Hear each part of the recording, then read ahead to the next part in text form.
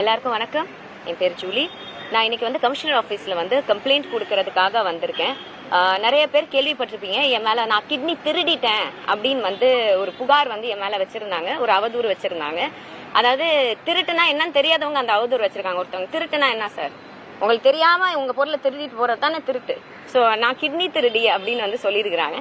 அதுக்காக வந்து நான் கமிஷனர் ஆஃபீஸில் 16ஆம் தேதி 3வது மாதம் மார்ச் மாதம் நான் வந்து 8 பேர் மீது நான் வந்து கமிஷனர் ஆஃபீஸில் கம்ப்ளைண்ட் கொடுத்தேங்க. நான் கம்ப்ளைண்ட் காப்பியும் உங்களுக்கு வந்து நான் கொடுக்குறேன். அந்த கம்ப்ளைண்ட் காப்பிக்கு இந்த மாதம் 18ஆம் தேதி ஒரு ரிப்ளை வந்திருக்கு ஸ்டேஷன்லேருந்து. அதாவது என்னைய வந்து எனக்கு ஆல்ரெடி கல்யாணம் ஆயிருக்குன்னு சொல்லியிருக்காங்க, எனக்கு வந்து இது 3வது கணவர்னு சொல்லியிருக்கிறாங்க. ஸோ இந்த அவதூறு எதுவுமே வந்து கிரிமினல் டிஃபமேஷன்ல வராதான், இது வந்து சிவில் டிஃபமேஷன்ல வருமா அப்படின்னு சொல்லி போலீஸ் ஸ்டேஷன்ல இருந்து என்னுடைய வழக்கை எடுக்காம ஒரு நோட்டீஸ் வந்து அமைச்சிருக்கிறாங்க. இன்னொன்னு, இந்த நோட்டீஸ் வந்து கரெக்டா தாவேக்கு ஆட்சிக்கு வந்ததுக்கு அப்புறம் இந்த நோட்டீஸ் ஏன் வந்துச்சுன்னு எனக்கு தெரியல. இன்னொன்னு, இது சம்பந்தப்பட்ட மாதிரி என்னைய கூப்பிட்டு ஸ்டேஷன்ல எந்த விசாரணையும் பண்ணல. நான் எனக்கு எதிராக யார் என்ன குற்றம் வச்சிருந்தாங்களோ அவங்களுக்கு எதிரான ஆதாரங்கள், வாய்ஸ் ரெக்கார்டிங், ஸ்கிரீன்ஷாட்ஸ், இது எல்லாமே நான் வச்சிருந்தேன் சார். அதையும் அவங்க வாங்கி பார்க்கல, எதுவுமே படிக்கல. அவங்க சட்ட ஆலோசகர்கிட்ட ஏதோ விசாரணை பண்ணி இது மாதிரி வந்து அந்த கேஸை கோர்ட்டு கேஸ் நீங்க அலமா ஸ்டேஷன்ல வந்து நாங்க எடுக்க மாட்டோம் அப்படின்னு சொல்லியிருக்காங்க. மறுநாள் ஒரு செய்தி வந்து போடுறாங்க. அந்த செய்தியில ஒரு குறிப்பிட்ட லேடியோட வாய்ஸ் ஒன்று வருது. அதாவது, நானும் என் கணவரும் பெசநகர் பீச்சில் 15 லட்சம் வாங்கிட்டு அவங்களுக்கு வந்து கிட்னி ஏதோ கொடுக்குறோன்னு சொல்லி ஏமாத்திட்டோமா. அப்புறம் அவங்க திருப்பி கேட்கும் போது நானும் என் கணவரும் போய் கையில விழுந்து, ஐயோ நீங்க காப்பாத்துங்க, எங்களுக்கு கல்யாணம் நடக்க போகுது அப்படின்னு சொன்னதான் ஒரு சூப்பரான story, screen play, direction, narration எல்லாமே வந்து பண்ணியிருக்கிறாங்க. இதை பண்ணாங்க 2 பேரும் பெரிய சமூக ஆர்வலர்கள், மிஸ்டர் கார்த்திக் ஆஃப் திருச்சி டிவிக்கு அண்ட் அட்வொகேட் அப்படின்னு நெல்சன் ஒருத்தர் இருக்கார். இவங்க 2 பேரும் சொல்றாங்க. ஸோ இந்த வாய்ஸ் கேட்ட உடனே நாங்க யோசிக்கிறோம், யாரா இப்படி ஒரு சம்பந்தப்பட்ட ஆளே எங்களுக்கு தெரியலையே அப்படின்னு யோசிக்கும் போது கீழே வந்து ஒரு ஈவினிங் ஒரு 5 மணி போல அந்த நியூஸ் போட்ட உடனே அந்த மேடம் யாரும் அவங்க வந்து என் கணவருக்கு கால் பண்றாங்க. ஓகேயா, கணவருக்கு கால் பண்ணிட்டு நீங்க 15 லட்சம் கொடுத்துட்டீங்க சார், என்கிட்ட நீங்க ஏமாந்துட்டீங்க, என்ன கேப்பீங்க போன் அடிச்சோன்னே, எங்க அந்த 15 லட்சம் எடுத்து நேராவே நீ எப்படி என்ன ஏமாத்தலாம் அப்படி கேப்பீங்களா? நல்லா இருக்கீங்களா, உங்க மனைவி ரொம்ப நல்லா பேசுறாங்க, பார்த்து பத்திரமா இருங்க அப்படின்னு வந்து இந்த லேடி வந்து சொல்றாங்க. நாங்க எல்லா கால்ஸையும் நாங்க ரெக்கார்ட் பண்ணோம். ஏன்னா என் மேல இப்ப வரைக்கும் 3 நாள்ல எனக்கு வந்து என்னை பாம்பு போட்டு கொன்றுவேன் அப்படின்லாம் மிரட்டல் வருது. ஓகேங்களா, சோ எல்லாத்தையும் ரெக்கார்ட் பண்ணதுக்கும் இவர் வந்து அந்த வாய்ஸ் ரெக்கார்டிங் அமைச்சு, ஏமா இது 2 ஒன்னா இருக்கே அப்படின்னு கேக்குறாரு. ஒன்னா இருக்கு நாங்க கண்டுபிடிச்சதுக்கு அப்புறம் இதை வந்து அவர் சங்கத்து மூலியமா கொண்டு போனோம். அந்த லேடி வந்து ஒத்துக்கிறாங்க, அவங்களோட வாய்ஸ் தான் பாலிமர் நியூஸ்ல போட்ட, ஆனா உங்களையோ உங்க கணவர் பேரையோ நாங்க சொல்லல, அப்படி ஒரு நான் எனக்கு நடந்ததை தான் சொன்னேன், இவங்க தப்பா திணிச்சு போட்டாங்க. அந்த ஒரே ஒரு விஷயத்த வச்சு என்னையும் என் கணவரையும் எந்த அளவுக்கு தரக்குறைவா பேசணுமோ, எந்த அளவுக்கு கீழ்த்தரமா பேசணுமோ, எந்த அளவுக்கு மரியாதை இல்லாம பேசணுமோ எல்லாத்தையும் இவங்க உட்காந்து திணிச்சிருக்காங்க, மேனிப்புலேட் பண்ணிருக்காங்க. சரிங்களா சார், இதனால மார்ச் மாசம் நான் எனக்கு இப்போ ஞாபகம் இருக்கு, மார்ச் மாசம் நான் கமிஷனர் ஆபீஸ் வரும்போது we lost our baby. எனக்கு கல்யாணம் இப்பதான் சார் ஆயிருக்கு. we lost our first baby. இது மற்றவங்களுக்கு வேணா கேலி பொருளா இருந்துட்டு போயிடலாம் சார், இது எனக்கு அப்படி கிடையாது. இதெல்லாம் தாண்டி இப்பயும் நான் எங்கேயாச்சும் இதை சிம்பத்திக்காக எனக்கு யூஸ் பண்ணணும்னா நான் எப்பயோ யூஸ் பண்ணுவேன். இந்த டிராமா கேமா என்ன வேணாலும் சொல்லிட்டு போங்க சார், அது எனக்கு விஷயமே கிடையாது. ஆனா ஒரு பொண்ணு டிவி கேக்கு எதிராக பேசுன்ற ஒரே காரணத்துக்காக அந்த பொண்ணை நீங்க இப்படி மனசாட்சி இல்லாம அந்த பொண்ணோட கேரக்டரை டிஃபைன் பண்ணி அந்த பொண்ணோட பேரை கெடுத்து இதுலதான் சம்பாரிச்சு வந்து இதுலதான் நீங்க ஜெயிக்கணும்னா எனக்கு சொல்றதுக்கு வேற எதுவுமே வார்த்தைகள் கிடையாது சார். என் மேல எந்த தப்பும் இல்ல, எனக்கு மடியில கனம் இல்ல, வழியில பயம் கிடையாது. அப்படி நீங்க யாராச்சும் என்னைய நம்பி ஏமாந்துருந்தீங்கன்னா தயவு செஞ்சு வந்து கேஸ் கொடுங்க. என் கேஸ் எடுக்கல, ஃபர்ஸ்ட் நான் கொடுத்ததை நீங்க கொடுங்க, அவங்க எடுப்பாங்க, அவங்க வந்து விசாரிக்கட்டும். என்ன, நானும் என் கணவரும் குற்றமற்றவர், நாங்க வந்து இதை லீகலா வந்து இதுக்கு ஏத்த மாதிரி நாங்க ப்ரூவ் பண்ணிக்கிறோம். நான் பிரஸ் மீட் கொடுக்காம, நான் எதுவுமே கொடுக்காம இந்த விஷயத்த பத்தி பெருசா பேசாம இருந்த ஒரே காரணம், நான் சட்டத்தை நம்பி ஓகே அதுக்கான ஆக்ஷன் எடுப்பாங்க.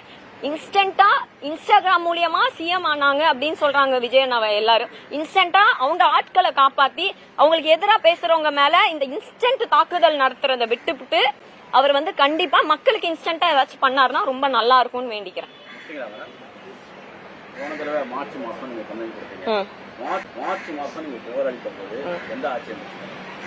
மார்ச் மாசம் நான் புகார் அளிக்கும் போது திமுக மார்ச் மாசம் நான் புகார் அளிக்கும் போது திமுக ஆட்சி தான் இருந்துச்சு.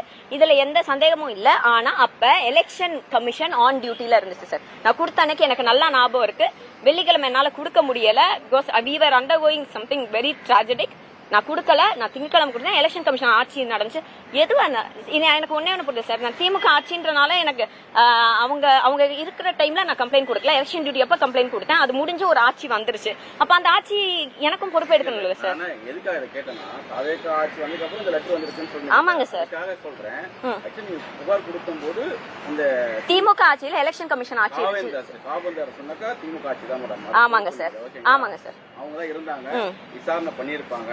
விசாரணை பண்ணிட்டு அதோட முடிவுதான். இவங்க வந்து 20 நாள் கூட ஆகல. 20 நாள் அவங்க இல்ல சார். இத வந்து நான் ஏன் சொல்றேன், இல்ல நீங்க சொல்றது கரெக்ட் சார். என் கணவர் இருக்கா அலைஞ்சாரு. இவர் போய் அண்ணா நகர் ஸ்டேஷன்ல எப்ப ஆட்சி வந்ததுக்கு வரதுக்கு முன்னாடிங்களா வந்ததுக்கு அப்புறம் வந்தான் ஞாயிற்றுக்கிழமை. அவங்க கூப்பிடல சார். நான் போய் கேட்டேன் ஞாயிற்றுக்கிழமை அண்ணா நகர் ஸ்டேஷன்ல. இது எங்க டிவிஷனுக்கு வரல, நீங்க வேணா கோயம்பேடுல கேளுங்கனாங்க. கோயம்பேடுல கேட்டதுக்கு அவர் வந்து ஸ்டெப் எடுத்து இங்கே வரல, நீங்க வலசரவாக்கத்தில் கேளுங்கனாங்க. வலசரவாக்கத்தில் கேட்கறதுக்குள்ள எங்களுக்கு வந்து இந்த நோட்டீஸ் வந்துச்சு வீட்டுக்கு போஸ்ட்ல வந்தோம்னா நம்ம திரும்பி அகைன் கம்ப்ளைண்ட் பண்ண வந்திருக்கோம். எனக்கு ஒரே ஒரு சந்தேகம் தான் சார். பொன்ராஜ் அவர்கள் வந்து ஒரு கருத்து வச்சாரு, ரொம்ப தவறான கருத்து. ஒரு பெண்கள் சமுதாயத்தை அப்படி பேசக்கூடாது. அவர் மேல இன்னைக்கு வழக்கு பதிஞ்சிருக்காங்க. இன்னைக்கு என்ன பார்த்து ஒவ்வொருத்தரும் கொச்சையா பேசுறதுக்கு நான் கம்ப்ளைண்ட் கொடுத்திருக்கேன். ஏன் வழக்கு பதியல? அப்ப அவங்க கட்சி ஆளுகளுக்கு ஒரு நியாயம், எங்களுக்கு ஒரு நியாயமா சார்? சார் நான் சொல்றேன், அவங்களோட திட்டங்கள் எதுவா இருந்தாலும் ஒரு பெண்ணுக்கு பாதுகாப்பு இல்லைன்னா அது கண்டிப்பா அது ஃபெயிலியர் தான் சார். அது எந்த பெண்ணா இருந்தா. நான் ஓட்டு போடல சார். ஆமா நான் ஓட்டு போடல. அதுக்காக என்ன இப்படி தாக்கணும்னு அவசியம் இல்லையே சார். சார் இன்னைக்கு வந்து அவர் சிஎம் மரியாதைக்குரிய சிஎம் விஜய் நான் வந்து சொல்லலாம் 51 பேர் இறந்ததுக்கு நான் காரணம் கிடையாது. ஆனா நான் ஒன்னே ஒன்னு சொல்றேன் சார், நான் என் பிள்ளை இழந்ததுக்கு அவர் மட்டும்தான் காரணம். ஏன்னா ஸ்ட்ரைட்டா விஜய் அண்ணா சொன்னாருன்னு வந்து முட்டு கொடுக்க வருவாங்க. அவர் சொன்னாருன்னு சொல்லல. ஆனா இப்படி அவதூறாவும் இப்படி ஆபாசமும் பேசக்கூடிய இத்தனை ஆட்கள் இருக்காங்க, இத்தனை ஃபேக் ப்ரொஃபைல்ஸ். அவங்க கிட்ட ஒரு வார்த்தை பெண்கள் அப்படி பேசாதீங்கன்னு அவர் சொல்லியிருந்தா இன்னைக்கு நான் இதை இழந்திருக்க மாட்டேன் சார். இன்னைக்கு எனக்கு நடந்துருச்சு சார். நாங்க தாங்கிட்டு இவ்வளவு தூரம் வந்துட்டோம். இது நாளைக்கு உங்க பக்கத்து வீட்டுல நடக்கும், உங்க வீட்லயே நடக்கும். இங்க எதிர்த்து பேசுனீங்க, இது நடக்கக்கூடிய எல்லா வாய்ப்பும் இருக்கு. நீங்களும் பேசுறீங்களா ஜல்லிக்கட்டு போராட்டத்துல? அதாவது இதுவரைக்கும் போன ஆட்சியில நிறைய பாலியல் வன்கொடுமை சம்பவம் நடந்திருக்கு. விளாத்திக்குளம் சம்பவம் கூட. ஆமா சார், விளாத்திக்குளத்துக்கு இப்ப ரிசல்ட் வந்திருக்கு. அப்ப கூட மேடம் வந்துட்டு இது மாதிரி கடுமையெல்லாம் பேசணும் கிடையாது. ஜல்லிக்கட்டுன்னு ஒரு வார்த்தை பேசுறதுக்காக மேடம் ஃபர்ஸ்ட் பேச ஆரம்பிச்சீங்க. ஆமாங்க சார். அதுக்கப்புறம் தொடர்ந்து அவரை விமர்சிக்கிறீங்க. அவரை உரிமையில கூட நீங்க பேசிருக்கீங்க சார். ஒரு கூட்டத்துல இருங்க சொல்றேன். இல்ல சார் நான் முடிச்சுக்கிறேன் ஒரு செகண்ட். நான் எதுக்கு நான் கேக்குறேன் இந்த கேள்வியில அப்பெல்லாம் பேசாத நீங்க திடீர்னு இப்படி பேசுறீங்க. நீங்க பேசுற மாதிரி தான் நிறைய பேர் பேசினே இருக்காங்க. ஓகேவா? அதே மாதிரி நீங்க சார்ந்த கட்சி, அதாவது அப்போதைக்கு நீங்க ஆதரவு அளித்த கட்சியில இருக்க கூட நிறைய பெண்கள் ஆபாசமா பேசியிருக்காங்க. அப்பெல்லாம் ஜூலி அவர்கள் இந்த மாதிரி நீங்க பேசவே இல்லை. இன்னைக்கு வந்து அடையாளம் தெரியாத நபர்கள் பேக் ஐடிஸ் யாரோ என் பேர் உங்க பேர்ல கூட நிறைய ஐடிஸ் கிரியேட் பண்ணி நீங்க பேசுறது கூட பரப்பலாம். கரெக்டுங்களா? ஆமா சார். இதை கண்ட்ரோல் பண்றதுக்கு கண்காணிக்கிறதுக்கு போலீஸ் இருக்காங்க, பாத்துட்டு இருக்காங்க. அவருதான் காரணம். நீங்க எப்படி சொல்றீங்கன்னு ரைட் சார். ஃபர்ஸ்ட் நீங்க நான் ஒருமையில பேசினேன்னு சொன்னீங்கல்ல, நான் ஒருமையில பேசினேன் அப்படின்னு சொல்றாங்க. நீங்க எல்லா வீடியோ நான் எந்த வீடியோ டிலீட் பண்ணல சார். பெரம்பூர்ல வானே பாத்துக்கலாம். என்ன உங்களுக்கு கேக்குதா தெளிவா? வானே பாத்துக்கலாம், வாடா பாத்துக்கலாம் நான் சொல்லல.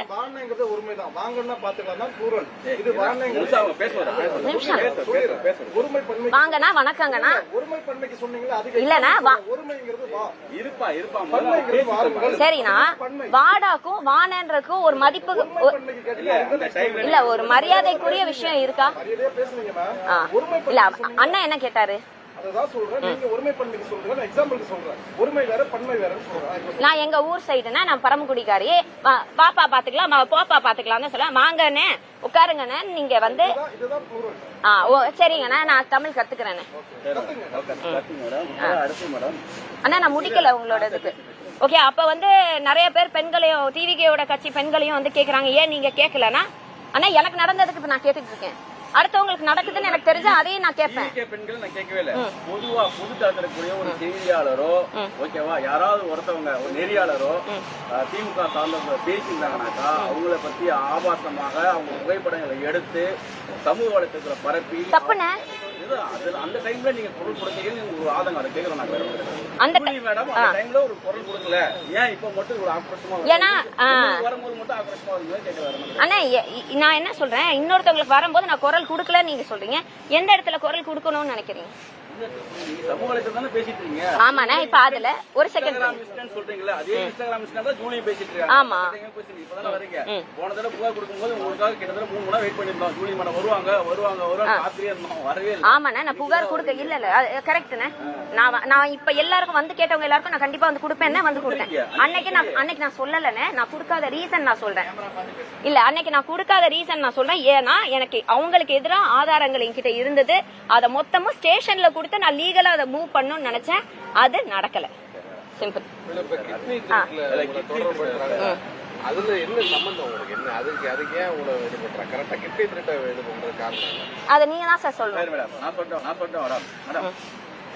நெல்சன் ஒரு புகார் கொடுத்திருக்காரு. அந்த புகாரை பேஸ் பண்ணி உங்களுக்கு நான் கேக்குறேன். கேளுங்க சார். ஷர்மிளான்றவங்க யார் மேடம்? எனக்கு தெரிஞ்சவங்க சார். ஷர்மிளான்றவங்க எனக்கு தெரிஞ்சவங்க. ஒரு 3 வருஷமா எனக்கு பழக்கம் இருந்தது. லாஸ்ட் பர்த்டே என்ன ஆயிடுச்சு, 1 வருஷத்துக்கு மேல ஆயிடுச்சு. எங்களுக்கு அவங்க பேச்சுவார்த்தை இல்லை. இது பர்சனல் ரீசன்ஸ்னால பேச்சுவார்த்தை இல்லை. அந்த ஷர்மிளா தான் ஓகேங்களா உங்களை பத்தி பேசி நீங்க இந்த கிட்னி தொடர்பு இருக்கிற மாதிரி ஆடியோஸ் வெளில வந்துச்சு. ஃபர்ஸ்ட் ஆடியோ நீங்க சொல்லி முடிங்க, கேக்குறேன். இருக்கிற போட்டோ எல்லாமே வந்துச்சு. 2வது ஆடியோ தான் என்னன்னாக்கா உங்க கணவரையும் நீங்களும் வந்துட்டு இதே மாதிரி பேமெண்ட் கேட்டீங்க சொல்ற ஆடியோ. இந்த 2 ஆடியோ தான் செய்தி தளங்கள்ல போயிடுச்சு. கரெக்டுங்களா? ஷர்மிளா பேசின ஆடியோ உண்மையா பொய்யா? ஷர்மிளா என்ன பேசினாங்கன்னு எனக்கு தெரியாது சார். ஃபர்ஸ்ட் பாயிண்ட், செய்தியில நீங்க பாலிமர் சொல்றீங்களா, அந்த செய்தி பாலிமர் செய்தியில நான் பார்த்தேன். அவங்க வந்து அவங்க கணவர் வந்து இது ஜூலிக்கு தெரியுமான்னு கேக்குறாங்க. அவங்க தெரியும்ன்றாங்க. நான் என்ன சொல்றேன்? இல்ல சார், எனக்கே தெரியும். ஏன்னா என்ன சொன்னாங்க, நான் 10 வாட்டி அந்த நியூஸை கேட்டிருக்கேன். இல்ல அவங்க வந்து இது ஜூலிக்கு தெரியுமா, ஜூலி வந்து நர்ஸ் தானே, அவங்க ஜூலிக்கு தெரியும்னா எனக்கு தெரியாது சார். நான் உங்களுக்கு சொல்றேன், எனக்கு தெரியாது. எனக்கு தெரிஞ்சிருந்தா அதை ஆதரிக்கக்கூடிய எந்த நிலைமையிலையும் நான் கிடையாது.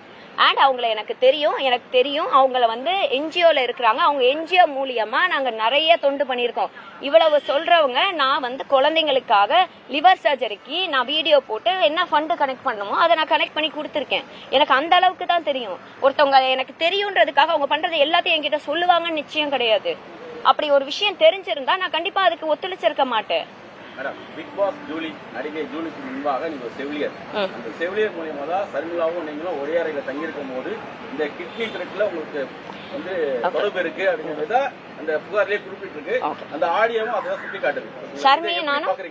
ஷர்மிக்கு ஒரு 36-38 வயசு இருக்கும் சார். எனக்கு 33 வயசு. நான் படிச்சது ராமச்சந்திரா. ஷர்மிக்கும் ராமச்சந்திராக்கும் சம்பந்தமே கிடையாது. My group was totally different. ஒரே அறையில தங்கியிருந்தீங்க? ஒரே அறையில தங்கல சார். ஏன்னா என் வீடு அதை சொல்றாங்க, என் வீடு நான் வீடு எடுத்து நானும் என் கணவரும் வீடு எடுத்து தங்கிருந்தோம். நாங்க ஒரேல தங்கிருந்தோம். அதெல்லாம் கிடையாது சார். எனக்கு வீடு வந்து சென்ட் தாமஸ் மவுண்ட். நான் 6 மாசம் கை குழந்தையில இருந்து அங்கதான் இருக்கேன். இப்ப கல்யாணம் பண்ணிட்டு கணவரோட வீடு வலசரவாக்கத்துக்கு வந்திருக்கேன். சோ இவங்க சொல்ற மாதிரி இந்த நுங்கம்பாக்கம், வடபழனி இதெல்லாம் நானும் கேள்விப்படுறேன். அப்படி ஒரு வீட்டுல நான் தங்கக்கூடிய சாட்சி இல்ல, நான் அங்க வீடு எடுத்து தங்கினேன்ற சாட்சி இல்ல, நான் பே பண்ண ரெண்ட் ஏதாச்சும் இருந்தா தயவு செஞ்சு காட்டுங்க. அது ஷர்மிளாவோட வீடு சார். அது எப்போ என் வீடு கிடையாது. அந்த வீட்ல தான் நீங்க போயிட்டு இந்த மாதிரி டிஸ்கஷன் எல்லாம் பண்ணீங்கன்னு சொல்லி குற்றச்சாட்டு வச்சிருக்காங்க. ஆமா சார், அவங்க வச்சிருக்காங்க. நான் இல்லன்றேன். அந்த ஆடியோ மேடம், ஷர்மிளா பேசின ஆடியோ என்ன மேடம்? ஷர்மிளா பேசின ஆடியோல என்ன சார் சொல்லி இருக்காங்க? ஜூலிக்கு தொடர்பு இருக்கா, ஜூலிக்கு தெரியுமா? ஷர்மிளா சொல்லல. அது ஷர்மிளாவோட கணவர். ஷர்மிளாவோட கணவர் சொல்றாங்க. கணவர் சொல்றாங்க. அப்ப அதுக்கு என்ன சொல்றீங்க? கணவர் சொல்றாங்க, ஷர்மிளாவோட கணவரே சொல்றாங்க ஜூலிக்கு எல்லாமே தெரியுங்கறாங்க. என்ன சொல்றீங்க சார்? எனக்கு தெரியாதுன்ற சார். யாரோ ஒருத்தவங்க எனக்கு எல்லாம் தெரியும் சொல்றதுதான் எனக்கு தெரியும்னு ஒத்துக்க முடியுமா? குற்றச்சாட்டுல இருக்காங்க. ஷர்மிளா குற்றச்சாட்டுல இருக்காங்கன்றதே இந்த நியூஸ் எல்லாம் வரும்போது தான் எனக்கு தெரியும். அப்ப நீங்க என்ன செய்ய சொல்றீங்க? எனக்கு தெரியாது சார். எனக்கு தெரிஞ்சா நான் சொல்ல போறேன். நான் எதுக்கு சார்? நான் நல்லா சம்பாதிக்கிறேன் சார், நடிக்கிறேன் சார். ஜல்லிக்கட்டுக்கு முன்னாடி எனக்கு அவ யாருன்னே தெரியாது சார். ஷர்மிளா ஒரு 2 சார் கொரோனால தாண்டி சார் 2020க்கு மேலதான் சார் தெரியும். என் ஃப்ரெண்டு இல்ல, இப்ப ஆபீசரை பார்த்து அவங்க கையில கொடுத்துருக்கோம். அவங்க நெசசரி ஆக்ஷன் எடுக்கிறேன்னு சொல்லி இருக்கிறாங்க. இந்த வாட்டி கண்டிப்பா நான் வந்து சொல்றேன், அவங்களை கூப்பிட்டு விசாரிக்க சொல்றோம் அப்படின்னு சொல்லியிருக்காங்க. இந்த ராதிகான்றவங்க வந்து என்னுடைய கணவருக்கு தெரிந்த ஒரு ஆள். ஓகேங்களா. அந்த சங்கம், அந்த காஸ்டிங் டைரக்டர் சங்கம் இருக்கலாம், அது மூலியமா தெரிஞ்சால் யூஸ்வலா பேசுவாங்க, கொள்ளுவாங்க, ஒர்க் ரிலேட்டடா பேசுவாங்க, அவ்வளவுதான். ஆனா அவங்க வாய்ஸ் வந்ததுக்கு அப்புறம் நாங்க ஒப்பிட்டு பார்த்தா இவங்க தான் தெரியுது. நீலாங்கரையில வந்து உங்ககிட்ட பணம் கொடுத்ததா பெசநகர் சார், மறந்துடாதீங்க. அது வந்துட்டு ராதிகா. ஆமா உங்களை எப்படி அது உண்மையாது? இல்ல சார், அது பாலிமச்சார்ல வருது. வந்த அன்னைக்கு சாயந்தரம் போன் அடிச்சு என்கிட்ட பேசுறாங்க. நான் இப்ப எல்லா காலும் ரெக்கார்ட் பண்றேன். எதுக்குன்னா ஒருத்தன் பாம்பு போட்டுருவேங்கிறான், ஒருத்தன் வந்து வெட்டிடுவேங்கிறான். அந்த டைம்ல அதுக்கெல்லாம் முன்னாடியே சரியா. சோ அப்படி நடக்கும் போது நாங்க ரெக்கார்ட் பண்றோம். பண்ணும்போது அவங்க போன் பண்ணி என்ன பேசுறது அவங்களுக்கு தெரியல. அவங்க என்ன எதிர்பார்க்கறாங்கன்னா, நம்ம பேசின குரல் வெளில வந்துருச்சு, இவங்க ஐடென்டிஃபை பண்ணிட்டாங்கன்னு செக் பண்ணாங்கன்னு தெரியல. பண்ணிட்டு ஏதோ பேசுறாங்க. பேசிட்டு நீங்க உங்க மனைவி நல்லா பாத்துக்கோங்க, நல்லா பேசுறாங்க, தைரியமா இருக்குன்னு சொல்லி வச்சுட்டாங்க. அதை நான் வந்து இவங்களுக்கு நைட் அனுப்புறேன். அனுப்பிச்சிட்டு இந்த மாதிரி 2 வாய்ஸும் ஒன்னா இருக்குன்னு சொல்றேன் நானு. அவங்க செக் பண்றாங்க. சரி ஓகே, ஸ்டேஷன்ல இருந்து கால் வரட்டும், வெயிட் பண்ணுவோங்கிறாங்க. வெயிட் பண்றோம் வரல. 18ஆம் தேதி இந்த 18ஆம் தேதி வந்து நோட்டீஸ் வருது நம்மளுக்கு ஸ்டேஷன்ல இருந்து, கோர்ட்ல பாத்துக்கோங்கன்னு. நான் என்ன பண்ணேன், அன்னைக்கே வந்து எங்க குரூப் சங்கத்துல கேக்குறேன், இந்த மாதிரி இந்த வாய்ஸும் ஒன்னான்னு பாருங்கன்னு சொல்லிட்டாங்க. அவங்க ராதிகா தானே. ராதிகா வாய்ஸ் அனுப்புறாங்க. என்ன அனுப்புறாங்கன்னா, முகமது சார், நான் எந்த இடத்துலயும் உங்க மனைவி பேரையும் இது உங்க ஒய்ஃப் பேரையும் என் பேரையும் யூஸ் பண்ணல. கிறிஸ்டல் கிளியரா வாய்ஸ் கேட்டுக்கோங்க. நான் மென்ஷன் பண்ணல. மத்தவங்க பேசினா அதுக்கு நான் பொறுப்பு கிடையாது. உங்களுக்கு ஏதாவது ஒண்ணா நீங்க டைரக்டா என்கிட்ட கேட்கலாம், எனக்கு போன் பண்ணலான்னு. இன்ன வரைக்கும் அவங்க போன் பண்ணல. இதுதான் லாஸ்ட். அவங்க தான் எனக்கு போன் பண்ணாங்க, நான் பண்ணல. குற்றச்சாட்டை பத்தி சார் இந்த இல்ல ஒரே செகண்ட் சார், இதுக்கு ஆன்சர் பண்ணிட்டுமா. குற்றச்சாட்டு வந்து நாங்க ஏன் கேட்கலன்னா எங்களுக்கு பயமா இருக்குது சார். ஏன்னா ஒவ்வொருத்தவங்களும் ரெக்கார்ட் பண்ணி என்னத்தை திணிக்கிறாங்கன்னு எங்களுக்கு தெரியல. நாங்க ஸ்ட்ரைட்டா லீகலா டீல் பண்ணோம் நினைச்சோம். நாங்க ஸ்டேஷன்ல வந்து அவங்க மேல கம்ப்ளைண்ட் கொடுத்துருக்கோம். ஏன்னா இத்தனை நாள் வந்து இந்த ஒரு ஸ்டோரி ஃபுல் பெசநகர் ஸ்டோரி யார் சொன்னானே எங்களுக்கு தெரியாம இருந்துச்சு. பாலிமர் நியூஸ் போட்டதுக்கு அப்புறம் எங்களுக்கு வந்து ஐடென்டிஃபை பண்ணவாச்சும் ஒரு வாய்ஸ் ஸ்ட்ரக்சர் கிடைச்சிச்சு. அதை வச்சு நாங்க ஐடென்டிஃபை பண்ணி இவங்க தான் கண்டுபிடிச்சிருக்கோம். இப்ப அவங்க விசாரிச்சு ஏன் அவங்க எங்க பேரை சொன்னாங்க, அவங்க என்ன சொல்றாங்கன்னா, அது மாதிரி ஒரு விஷயத்துல அவங்க ஏமாந்துட்டதா சொல்றாங்க. அந்த ஏமாந்ததை என்னோட எக்ஸ்பீரியன்ஸை நான் ஷேர் பண்ணேன், உங்க பேரை நான் சொல்லல அப்படின்றது அவங்களுடைய கருத்து. இது என்னன்றது அவங்க தீவிரமா கேட்டதுன்னா, தனிப்பட்ட முறையில கால் பண்ணாங்கன்னா என்ன வேணா திரும்பி சித்தரிக்க முடியுங்கிறதுனால குரூப்ல போட்டு கேட்டது. அவங்களும் குரூப்லயே ஆன்சர் பண்ணிட்டாங்க. அவங்களும் தனிப்பட்ட முறையில் ஆன்சர் பண்ணல, குரூப்ல ஆன்சர் பண்ணிட்டு அதே குரூப்ல சொல்றாங்க. என்ன சொல்றாங்கன்னா, நீங்க வந்து என்கிட்ட வந்து இது சம்பந்தப்பட்டு எந்த கேள்வினாலும் போன் பண்ணுங்க, அட்டன் பண்றேங்கிறாங்க. பண்ண விரும்பல, அதான் உண்மை. ஏன்னா பண்ணோம்னா என்ன வேணா திணிக்க வாய்ப்பு இருக்குது. நீங்க அங்கேயே பதில் சொல்லிக்கோங்க. சரி ஓகே, இங்க அண்ணா நீங்க சொல்லுங்க. ஆமாங்க, மார்ச் மாசம் 3ஆம் தேதியில இருந்து அதுதானே நான் புகார் அளிச்சேன். அண்ணா ஒரே விஷயம் இல்ல முடிச்சுக்கோங்க.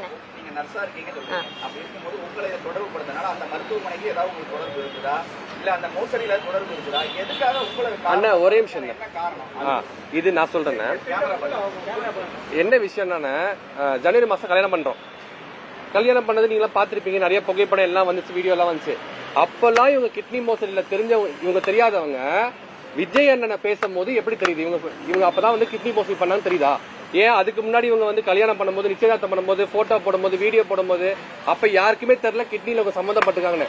கரெக்டா விஜயனை தாக்கி பேசும்போது என்ன சொல்றாங்கன்னா, அதுல கிட்னி பேசுறாங்க. அதுக்கப்புறம் ஒருத்தர் கால் பண்ணி என்ன மிரட்டுறாரு, அவரே மிரட்டுறாரு. அந்த காலம் இருக்குது என்கிட்ட, கமெண்ட்ஸ் ஆஃப் பண்ணுங்கிறாரு. சரியா, கார்த்திகே கமெண்ட்ஸ் ஆஃப் பண்ணி வைங்க, அக்காக்கு டேஞ்சருங்கிறாங்க. ஐடி விங்ல கொடுத்து அடிக்க சொல்றாங்கிறாங்க. சரியா, இந்த ஆடியோ எல்லாம் என்கிட்ட இருக்குது.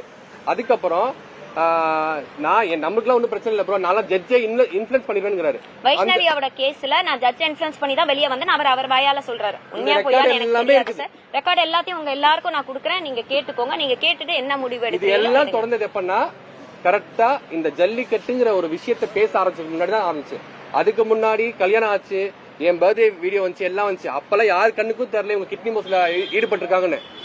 இவங்க வந்து கரெக்டா விஜய் சாரை தாக்கி பேசும்போது தான் ஞாபகம் வருது எல்லாத்துக்கும் கிட்னி மோசடில தலையிட்டு இருக்காங்கன்னு. இல்ல இன்னொன்னு கார்த்திக் வந்து என்ன சொல்றாருன்னா, என் கணவரை வந்து தெரியலன்னு சொல்றாரு சார். ஒரு 3 வருஷமா என்கிட்ட பிக் பாஸ்க்கு சான்ஸ் கேட்டவர் தான் அவர். நான் தான் இவர் நம்பரே கொடுத்தேன்.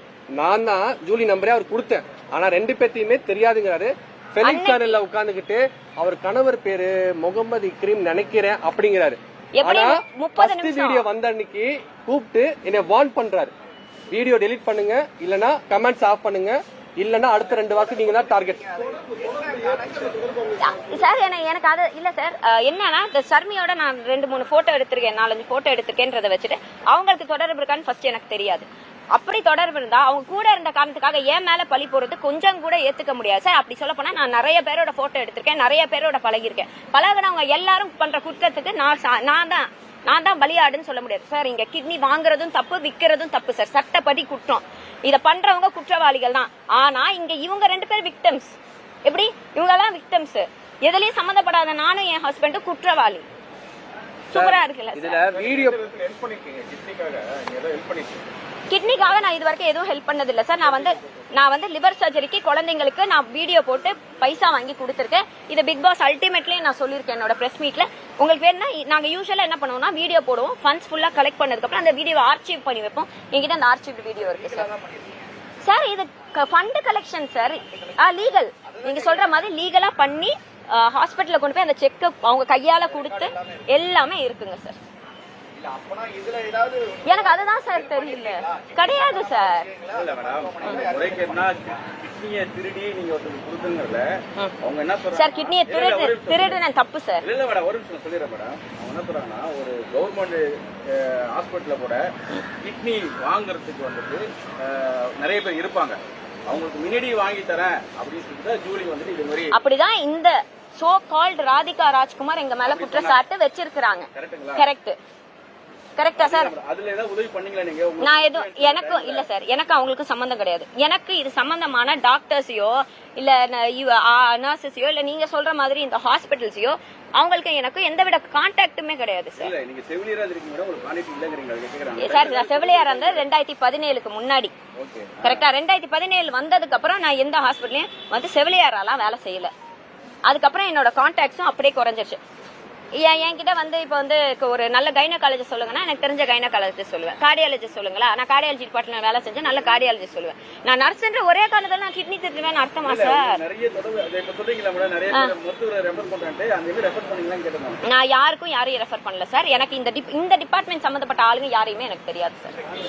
தொடர்பா வந்து சிறப்பு தனிப்படை அமைச்சு ஆமா சித்ரா மேம் இப்ப விசாரணை சரியான முறையில போகுதுன்னு நீங்க நினைக்கிறீங்களா? என்ன சொல்ல முறையில போகுதுன்னு நீங்க நினைக்கிறீங்களா? என்ன சொல்ல விரும்புறீங்க அந்த விஷயத்துல? சார் விசாரணை சார் தகவல்கள் அந்த எஸ்ஐ சொல்லுவீங்களா? கண்டிப்பா சார். நான் இப்பயும் சொல்றேன், இன்வெஸ்டிகேஷன் எதுவா இருந்தாலும் அதுக்கு நானும் என் கணவரும் நாங்க ஒத்துழைக்க ரெடியா இருக்கோம். அதுக்கான இன்வெஸ்டிகேஷன் எடுத்தா அதுக்கு நாங்க வந்து சொல்றக்கூடிய எங்க மேல பழி வந்திருக்குல்ல சார், என் மேல அவதூறு போட்டிருக்காங்களே, அதை கிளியர் பண்ண வேண்டிய கடமை எங்களுக்கு இருக்குல்ல. நாங்க இன்வெஸ்டிகேஷனுக்கு ஒத்துழைக்க தயாரு.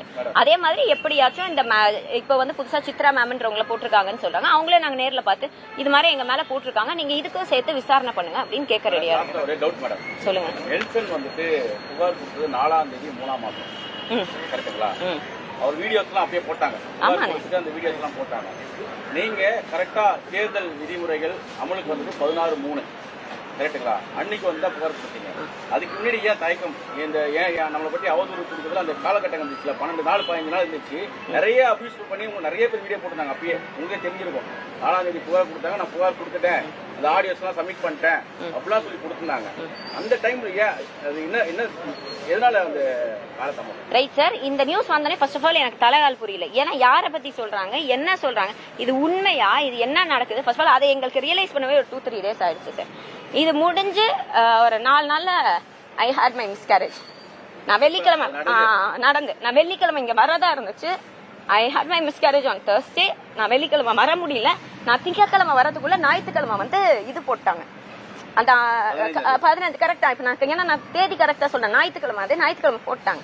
அப்ப நான் எல்லாம் ரெடி பண்ணி கையில வச்சிருந்த திங்கக்கிழமை வந்து கொடுப்போம், டிலே பண்ண வேணாம் வந்து கொடுப்போம் அப்படின்னு சொல்லி நான் கொடுத்துருக்கேன் சார். பிரச்சனை ஆனதுக்கு அப்புறம் உடல் பாதிப்பு தான் வந்தீங்க. ஏன்னா அது வரைக்கும் இது சும்மா ஓகே பேசிட்டு போறாங்க போகும்போல அவதூறு. இன்னொன்னு எங்களுக்கு தலைகால புரியல, எங்க இருந்து ஆரம்பிக்கிறது, யாரு எங்க மேல சொல்லியிருக்காங்க, இவங்க எல்லாம் இப்ப அவங்க சோ கால்டு வாய்ஸ் ரெக்கார்டிங் இவங்க எல்லாம் யாருன்னு தெரியாதப்ப என்ன சார் பண்ண சொல்றீங்க? சொல்லுங்க சார். இந்த ஸ்ட்ரெஸ்ஸுக்கு எனக்கு ஏற்பட்ட ஒரே காரணம் என் கணவருக்கு அப்பயும் சொன்னாரு, என்னோட திருமணத்தப்பையும் வந்து நான் கிட்னி மோசடியில ஈடுபட்டிருக்கேன்னு யாருக்கும் தெரியாது. என்னைக்கு நான் விஜயண்ணனை பத்தி பேச ஆரம்பிச்சேனோ உடனே எல்லாரும் கேட்டா வந்து தாவேக்கா சப்போர்ட்டரு, அதனால வந்து என் மேல அவங்க வெளியே வந்து சொல்றாங்க அப்படின்னு சொல்றாங்க.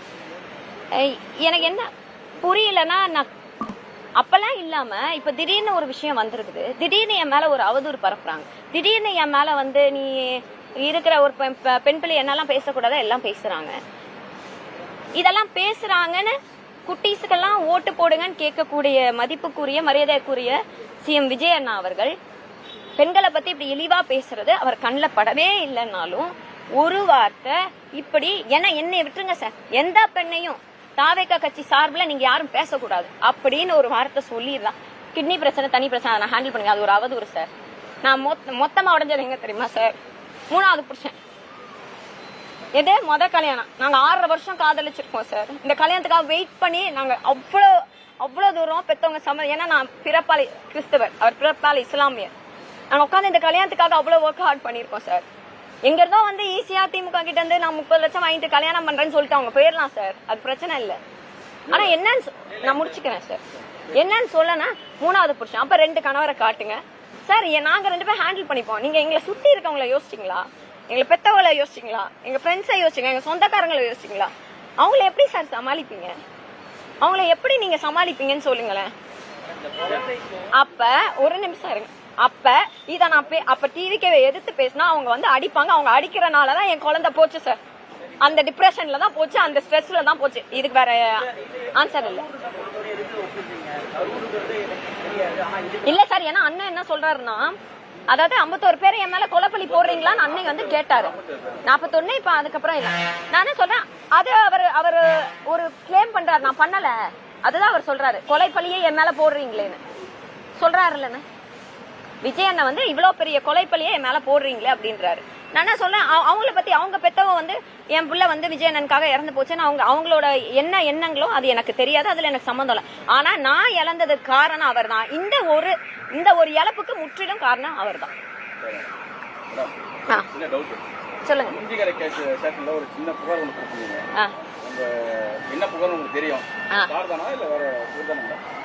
அவர் கிடையாது. வேற எதுவும் கேள்விகள் இருக்காங்க?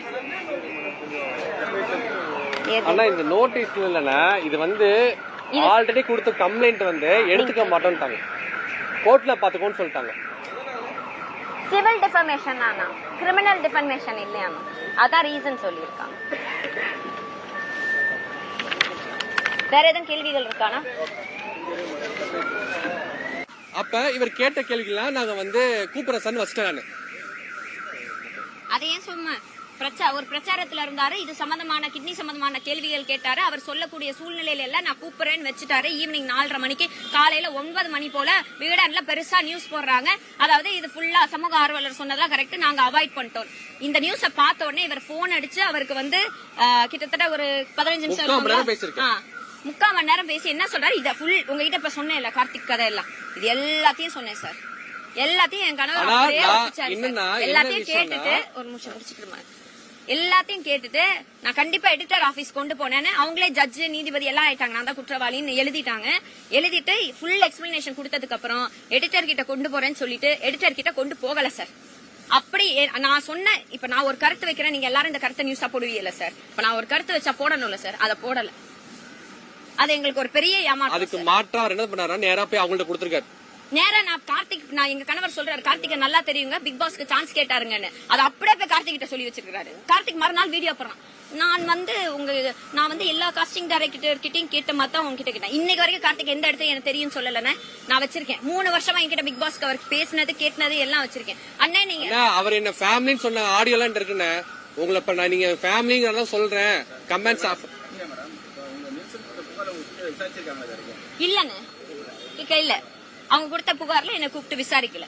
விசாரணைக்கு நான் இப்பயும் முழுசா ஒத்துழைக்க தயாரா இருக்கேன். அதே மாதிரி இந்த அட்வொகேட்ஸ் என்கிட்ட சில அட்வொகேட்ஸ் வந்து சொன்னதை நான் சொல்றேன், என்னோட பர்மிஷன் இல்லாம என்னோட போட்டோவை எடுத்து நீங்க கிட்னி போட்டோ வச்சு ஏல எடிட் பண்ணி போடக்கூடாது, சட்டப்படி அது குற்றம். என்னோட பர்மிஷன் இல்லாம நான் ஒரு பப்ளிக் ஃபிகராவே இருந்தாலும் என் போட்டோ எடுத்து போடக்கூடாது. நீங்க அழகா உங்க லைக்ஸ் வியூஸ்க்காக போட்டோ எடுத்து கிட்னி படம் எல்லாம் போட்டு, அட்வொகேட் தான் அவர் சூப்பரா வந்து கிரியேட் பண்ணி போட்டிருக்காரு. இது பண்ணக்கூடாது. ஏன்னா ஏல அடுத்த வாட்டி யாராச்சும் ஒருத்தவங்க கிட்னியோட ஒரு பெண் போட்டோ கூடுனா என் போட்டோவை கொடுக்கும் சார், என் போட்டோவை கொடுக்கும். குழந்தைங்க போட்டோ எல்லாம் பிளர் பண்ணாம போடுறாங்க. என்ன கார்த்திக்ன்றவரு எங்க கூட நீங்க சொன்னீங்களா எப்படி ஷர்மி தெரியும், நாங்க எல்லாம் ஒரு அவங்க மூலியமா தெரிஞ்சவங்க அண்ணன் தம்பின்னு ஒரு சும்மா ஒரு ஃபேமிலி மாதிரி தான் இருந்தோம். நான் இல்லைன்னு சொல்லல. அப்ப அந்த ஆளுங்களோட குழந்தைங்க எல்லாம் இருக்கு. அந்த என் பர்த்டேக்கு வந்தப்ப எல்லாரையும் கூப்பிடுறோம் நம்ம. அந்த குழந்தைங்களோட போட்டோ பிளர் பண்ணாம போட்டாரு சார். 2 வாரம் அந்த பிள்ளைங்க ஸ்கூலுக்கு போல, 2 வாரம் அந்த குழந்தைங்க ஸ்கூலுக்கு போல. நீ போடுற ஓகே, உனக்கு என் மேல குற்றம் இருக்கா போடு, என்ன போடு, என் கணவரை போடு. குழந்தைங்க போட்டோ ஏன் பிளர் பண்ணாம போடுறீங்க? ஏன் அவங்களுக்கு எல்லாம் ஃபியூச்சர் கிடையாதா சார்? ஒரு வாட்டி ஒரு சோசியல் மீடியால ஒரு விஷயம் வந்து அதை அழிக்கிறது எவ்வளவு கஷ்டம் உங்க எல்லாருக்கும் தெரியும் சார்.